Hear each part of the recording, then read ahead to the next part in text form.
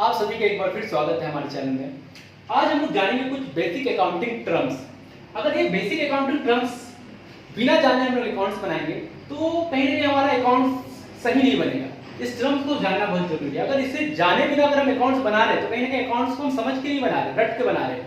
और हम लोग तोता नहीं है जो अकाउंट्स को रट के बनाएंगे। हम लोग को अकाउंट जब भी बनाना है समझ के बनाना है। तो आज हम लोग जानेंगे 5 बेसिक अकाउंटिंग टर्म जिसे समझना बहुत ही जरूरी है, क्योंकि अगर इसे नहीं जानते हैं तो फिर अकाउंट्स बनाने में कहीं ना कुछ गड़बड़ होगा। अकाउंट्स हम लोग समझ के नहीं बना पाएंगे। तो चलिए आप लोग जानते हैं बेसिक अकाउंटिंग टर्म के बारे में। सबसे पहला चीज जो आज हम लोग जानेंगे वो है एसेट्स। मेरे ख्याल से एसेट्स के बारे में सब कोई जानता है, लेकिन एसेट्स का हिंदी होता है संपत्ति। तो एसेट्स अगर एसेट्स यानी संपत्ति अगर पूछा जाए क्या, तो एसेट्स बोला जा सकता है। एसेट्स का मतलब होता है कि हर वो वस्तु जिसे पहले बिजनेस में हम लाए हैं पैसा पे करके, यानी मनी पहले हम पे किए हैं, पहले मनी पे करें और बाद में वो वस्तु को ला करके हम फ्यूचर बेनिफिट लें, जो मेरे को फ्यूचर बेनिफिट दे। किसमें? बिजनेस में। हर वो वस्तु एसेट्स है जिसको हम लोग पे करके, पहले पैसा पे करके लाते हैं और उससे फ्यूचर बेनिफिट लेते हैं बिजनेस में।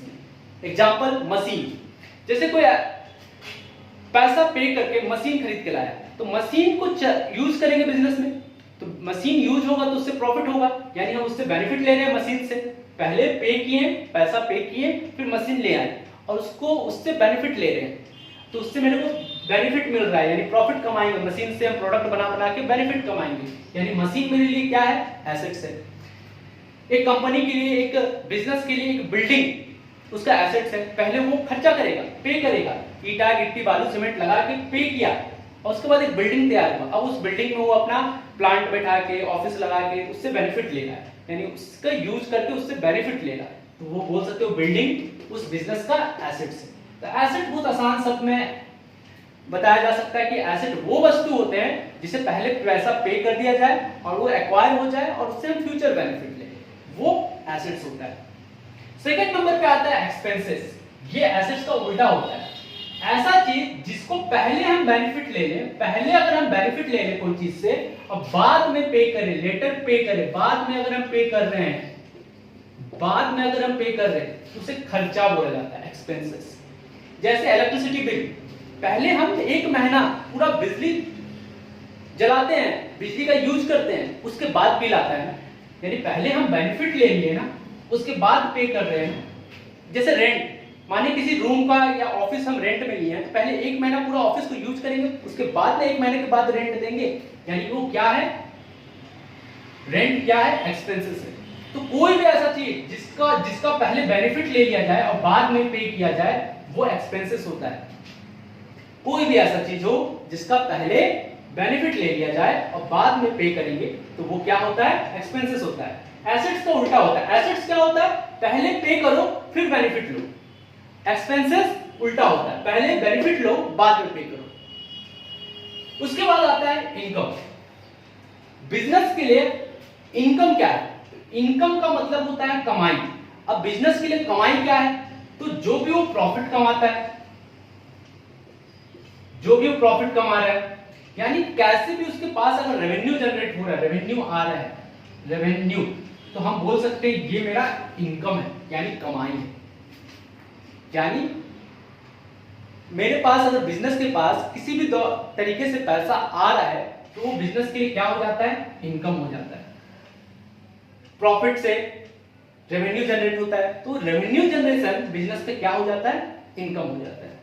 उसके बाद आता है लायबिलिटी। लायबिलिटी का मतलब होता है ऑब्लिगेशन। ऑब्लिगेशन का मतलब होता है कि बिजनेस को पे करना है। जैसे बिजनेस बैंक से लोन लिया, तो अब बैंक वाला उसको बिजनेस को लोन दिया है, तो बिजनेस क्या करेगा? बिजनेस का तो पैसा नहीं है ना, बिजनेस उसको पे करेगा उस समय के बाद। जैसे बिजनेस किसी से उधार में कोई सामान खरीद के लिए आया, तो बाद में उस पैसा को 1 महीना बाद 2 महीना बाद मुझे देना है ना, तो मेरे को 1 महीना 2 महीना बाद देना, तो मेरे पास एक टेंशन आ गया, सरदर्द आ गया, तो मुझे पे करना है। यानी लायबिलिटी का मतलब होता है बिजनेस का सरदर्द। कोई भी चीज अगर हमको पे करना है किसी को, 1 महीना बाद, 2 महीना में, 1 साल में, मतलब पे करना है, तो हम बोल सकते हो बिजनेस का ऑब्लिगेशन है। इसे हमें 1 या 2 या 4 या 6 महीना बाद या 1 साल बाद हमें पे करना है, यानी ये सरदर्द बना हुआ है, मुझे पैसा देना है, सोचना पड़ेगा, कमाना पड़ेगा पैसा, एक सरदर्द बन जाएगा। तो हम बोल सकते हैं ये बिजनेस का लायबिलिटी है, ऑब्लिगेशन। और लास्ट आता है कैपिटल। कैपिटल का मतलब होता है पूंजी, यानी कोई भी व्यक्ति यानी बिजनेस का ओनर, जो ये बिजनेस का ओनर है, वो बिजनेस को स्टार्ट करने के लिए, बिजनेस को स्टार्ट करने के लिए जो भी पैसा लगाता है उसे कैपिटल बोलते हैं। ये बिजनेस का ओनर जो भी पैसा बिजनेस में लगाया, जैसे 1 लाख रुपए लगा के बिजनेस स्टार्ट हुआ, तो हम बोल सकते हैं 1 लाख रुपया बिजनेस का कैपिटल है। ये क्या है? कैपिटल है,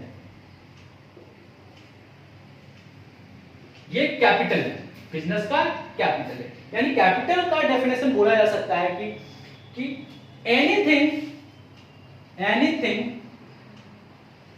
contributed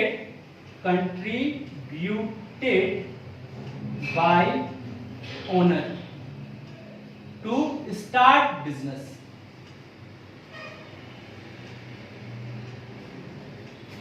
Anything contributed by owner to start business is known as capital. कोई भी चीज जो बिजनेस का मालिक है, बिजनेस का ओनर है, वो बिजनेस को स्टार्ट करने में लगा रहा है, उसको कैपिटल बोलते हैं, पूंजी बोलते हैं।